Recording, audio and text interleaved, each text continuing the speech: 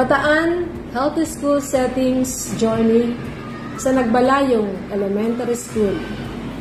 Ako po, si Ginang Gemaline T. Barkin, punong guro ng Nagbalayong Elementary School, ay taus-pusong nagpapasalamat sa ating minamahal na Gobernador ng Bataan, kagalang-galang Governor Joet Garcia, sa lahat po ng mga taong may kinalaman sa ating Bataan Healthy School Settings, kay Ma'am Ella, kay Sir Cholo, sa ating pong minamahal na Mayor Cynthia G. Linaw Estanislao, sa ating pong masipag at ever supportive na District Supervisor, Dr. Jonathan B. De Guzman, ang lahat po ng teaching and non-teaching personnel ng Nagbalayong Elementary School, parents and learners, ay nagpapaabot po ng taus-pusong pasasalamat.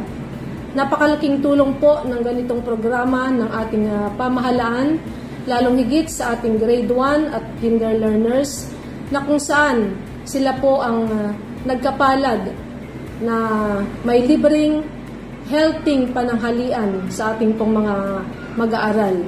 Dahil dito, nagkaroon po ng magandang impact sa ating mga mag-aaral. Sa katunayan, almost 100% po ang attendance namin araw-araw. At yung mga bata po hindi marunong kumain ng gulay, totoong napakain po namin ng gulay dahil po sa programang ito.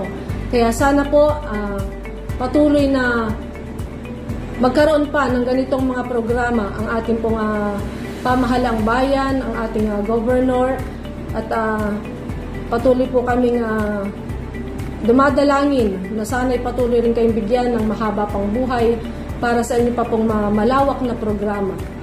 Muli po, maraming salamat. God bless us all.